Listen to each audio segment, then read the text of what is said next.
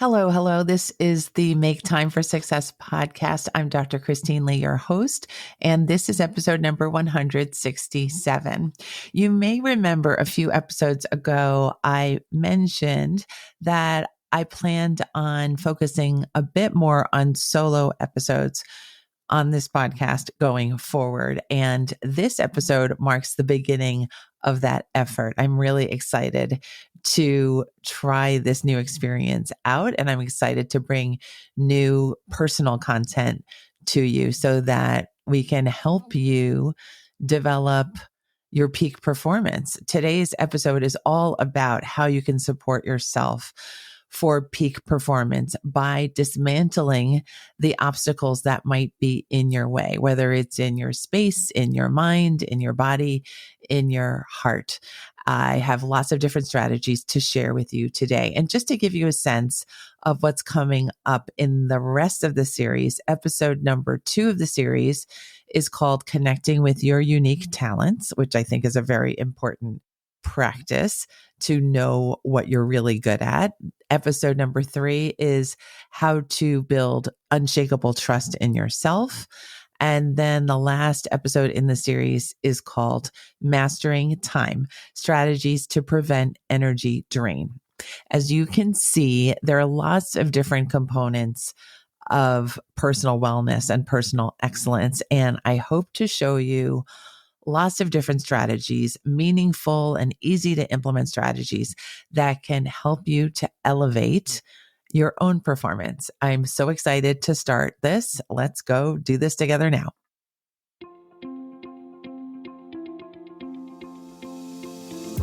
Hi, I'm Dr. Christine Lee, and I'm a psychologist and a procrastination coach. I've helped thousands of people move past procrastination and overwhelm so they could begin working to their potential. In this podcast, you're going to learn powerful strategies for getting your mind, body, and energy to work together so that you can focus on what's really important and accomplish the goals you want to achieve. When you start living within your full power, you're going to see how being productive can be easy and how you can create success on demand. Welcome to the Make Time for Success podcast. Hello, my friends. I am back on the podcast, and I have put together this great series of solo episodes for you. The theme is really developing leadership within yourself. That has been a topic that has been on my mind lately. I love the phrase, the leader within. And I thought we'd kick off this 4-part podcast series with our first episode today. It's called Dismantling Obstacles, Elevate Your Self-Support for Peak Performance. And I think I'm just going to go through this list as the ideas came to me. I'm just going to go straight through my notes, and we're going to discuss how to put together a consistent personal practice where you learn to clear the obstacles that might be in your space, in your body, in the objects that are in your life, in your mind. Because when we're working with obstacles, we slow ourselves down. And my goal for you is to really help you clear those pesky obstacles, clear the junk out of your space, clear the stress out of your body so that you can really consistently show up for yourself and your loved ones, consistently do your best in work and in life and in your hobbies, whatever you want to put your mind to. We all love it when we're in that flow state. And my hope is that these tips and strategies are going to help you get there faster. The first item that came to mind for me is a simple one. My recommendation is that you get outside, you get into nature. It might not be necessarily in the woods, but if you can get to the woods, great, because the woods, I think, the forests, the trees, the leaves, the foliage, being in nature really has a way of clearing out the stresses that we have taken on and that the world has put upon us.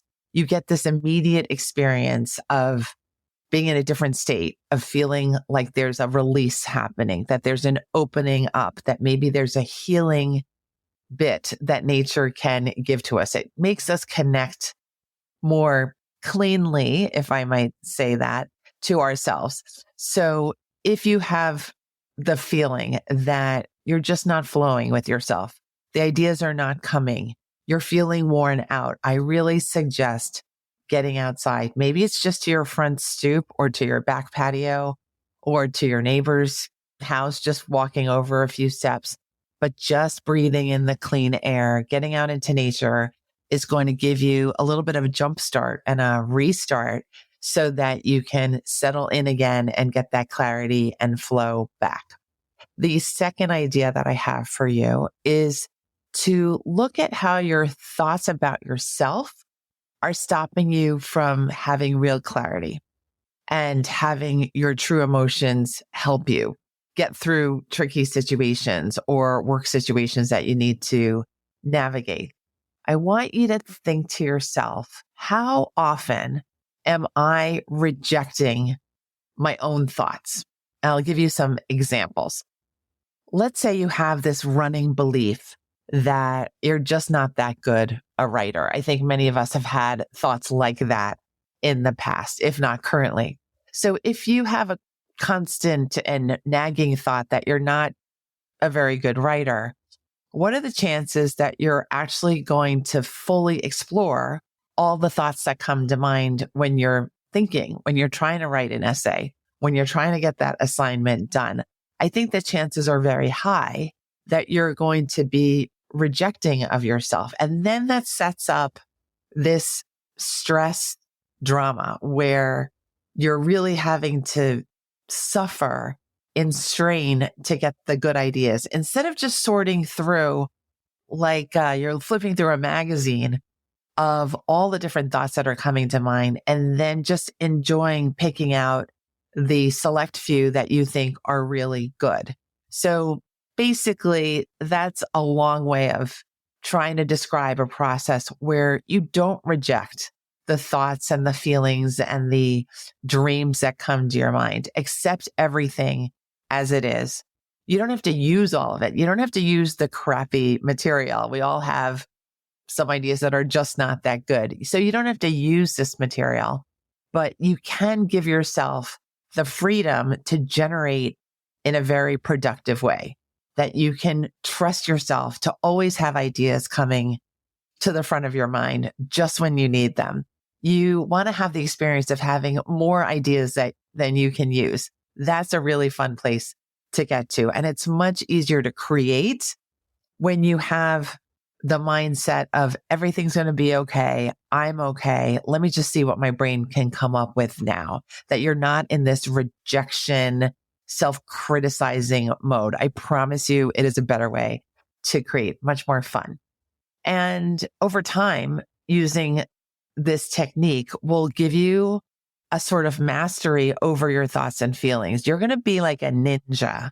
You're going to know exactly where to put your focus. You're going to know exactly what that thought can connect with in the stuff that you've already written. You're going to just grow and produce and be this creative machine, and it's going to be amazing. The general idea for step number 2 is to get rid of all those funny filters that you've erected over the years innocently, like the filter that says you're not that good a writer. Just get rid of that thought and see what comes to mind when you do.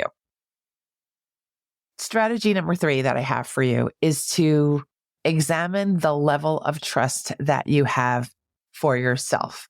I will have to share with you before I get into my notes on step 3 that in putting together this podcast series, I had to struggle with my own self-doubt. I have never really dug very deep in my solo episodes. I give you some reflections and all of that.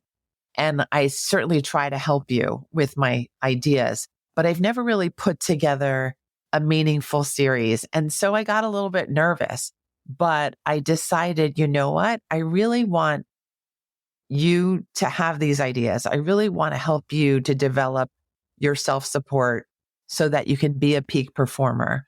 And in order for me to do that, I have to trust myself. I have to get over the struggle bus. I have to get over the fears that this isn't good enough. And I'm really happy that I'm at this point of recording, because this is the sign that I've actually survived this process, and you will as well. So the content for step 3, which is, look at the level of trust you have for yourself, requires you to really understand the moments where you don't fully trust yourself. Maybe it's setting up a new podcast episode for yourself. Maybe it is introducing yourself to a new person. Maybe it is in designing your future vision for yourself, where you get nervous, where you start to get constrained, where you start not to be such a great imaginer of your future. And I would love for you to develop a deeper trust in yourself. Instead of feeling disconnected to your future, I would love for you to kind of pump it up, to really start dreaming. Start small. You can start small, but start with things that make you excited, that make you feel like you want to run towards that picture. Get connected with what is meaningful to you. And when you get better at imagining things for yourself and feeling connected to those visions, you will find that you will also get better at receiving that good stuff too. That when you start imagining, that better job that I have my eye on, I'm going to really connect with the idea of me occupying and securing that job. And then all of a sudden, your mind is going to put together more ideas for how you're going to get closer to that job. You might start to think of someone that you know at that firm, or someone that you know in that industry. You're going to start noticing news about that particular idea. You get what I mean? The universe has a way, definitely, of conspiring with us to get us what we want. And when you trust yourself at a very deep level, and you trust your ideas and your visions, then the universe has a very clear template to work from. The universe and your mind and brain and body can collaborate to get you what you desire. We can all learn to dream, and we can all learn to dream on a bigger level. But what also needs to come when we practice dreaming on a bigger level is taking bigger action as well. So this is also part of strategy number 3, learning to trust yourself at a deeper level. When you learn that you need to match action with your wishes, that your thoughts need to be followed up with direct action, you will experience a deeper trust in yourself. It's not just a blind faith in yourself. You will have the experience to back up that trust. You will feel so grounded and so confident and so experienced. You'll be like the veteran of the situations that you find yourself in. You'll be the person who has the stories of how to do things really well, of how to avoid the trouble spots, of how to really excel. And I would love for you to trust yourself in that kind of way, where you know that experimenting is safe, where you know that new opportunities are just fertile ground for learning wonderful lessons in life, where you know that every time you move out of your comfort zone, you learn something really beautiful about yourself, something really important and interesting about yourself. So go for that self-trust. It's really such a core tool for productivity, but even more importantly, for well-being. When you trust yourself, everything tends to work out a little bit better. Strategy number 4 is a really good one. It's a really important one. I want you to see how the things that you're involved in, the things that you might be struggling with right now, might be much, much easier. Like I mentioned a couple minutes before or earlier, I did a little bit of a struggle dance with putting together this series of 4 episodes because of self-doubt, a little bit of self-doubt. But I just kind of came to terms with the project. I knew I was committed to the project, which always makes things easier, by the way. And I decided, how do I make this exciting for me to write? And how do I get topics that I'm excited about? And when I did that, you know what happened? I found that my thoughts really flowed, that I came up with a lot of strategies that I wanted to share with you that made sense, that were coherent, that were useful. But I needed to pivot away from that feeling that I was in, that this is above my head, or this is more than I really asked for when I signed up to do this podcast. And I realized when I made that pivot that I could find the easy way through. And I just want you to stop right now and consider the stuff that I'm involved in right now. Is there a way that I can use my brain, use my intuition, use my experience, use my colleagues or my friends, use what I know already to make this process much easier? Can you just use your intuition? Can you repurpose something? Can you decide you're not going to worry about what other people think? Can you use a timer and give yourself the freedom of having an actual deadline for worrying about things so that you can't worry yourself into months of lost time and months of lost productivity? Nobody wants that for you. I know you don't want that for yourself. So how can you make it easier? Maybe the answer really is in figuring out how to make things lighter. Can you make it more fun? That's a great favorite of mine. I love it when things have a fun atmosphere, a fun feeling. I always feel that I'm much more productive when I'm with friends, when there's a fun reward at the end, when I feel like the material or the content that I'm working on is fun. So make things fun for yourself. Decide, you know what? I'm not going to make this more difficult with stress, anxiety, achievement fantasies. I'm just going to do what is needed and I'm going to get through this and it's going to be easy. I think you're going to love this strategy when you get really good at it and keep applying it over and over again. You're going to see that your productivity just skyrockets. All right. We are up to strategy number 5, which is the last one on the list. This is also a very deeply important strategy. I would love for you to allow yourself to be patient with yourself. I think we are taught to be productive. We are taught to not make mistakes. We are taught to be responsible. And of course, these are all wonderful traits and we should not lose these lessons. But I think something that we are not taught oftentimes is the practice of sitting with ourselves, being patient with the process, being patient with our own journey of learning and becoming who we want to be. I think we can fall into pits of despair. We can fall into pits of stress and panic when we see other people making rapid progress or making really healthy progress.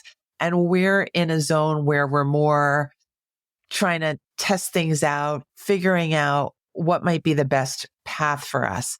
And then we get distracted because we lose patience. We get distracted because we get envious of how other people have it easier than we might.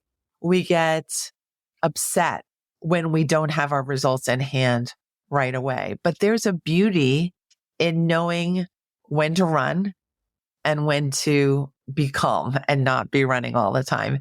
And I just wanted to add this strategy into this list because it's a very important part of knowing how to support yourself. It's knowing when to keep yourself calm. It's knowing how to endure moments of uncertainty. It's about knowing that things are going to turn out in the end anyway. So why put our bodies, put our minds into an arc of stress before we end up at that desired result? We're going to get there. So we might as well get there feeling calm, feeling like we've done the entire process. We've gone through it responsibly and we have been patient with ourselves. Try it out. If you're a stressor by nature or by training, I would love for you to just try your next project as an experiment, a new experiment for how to do things responsibly, but with calm and patience in your heart, that you know and trust your process and yourself, and you know and trust that you're going to get to the result that you desire. All right. So I've gone through the 5 strategies just to review them. 1 is to use nature, get out into nature if you need a refresh or a jolt of energy or a calming moment. Use nature. It's always there ready to support you. The second strategy is look at how you're thinking about yourself and question whether those thoughts are actually stopping you from being fully creative, fully imaginative, and fully productive. The third strategy is to deepen your level of trust in yourself. Just work on that moment to moment every single day, in my opinion. I think that would be my recommendation. The fourth strategy, see how you can make your work and your life much, much easier. Eliminate the stress, eliminate the drama when it's just overly dramatic. And finally, remember to always have room to have patience for yourself.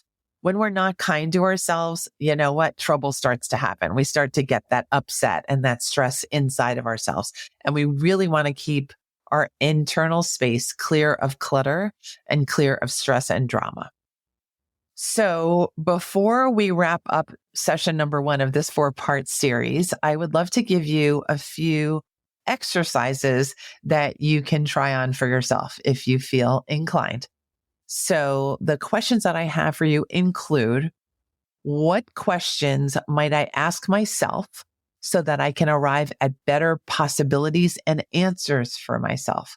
What questions have you forgot to ask yourself? Ask those questions to yourself now. Take some time to step back from your work, step back from the life plans that you're building, and ask yourself, can I come up with some questions that are going to help me further develop the quality of my performance?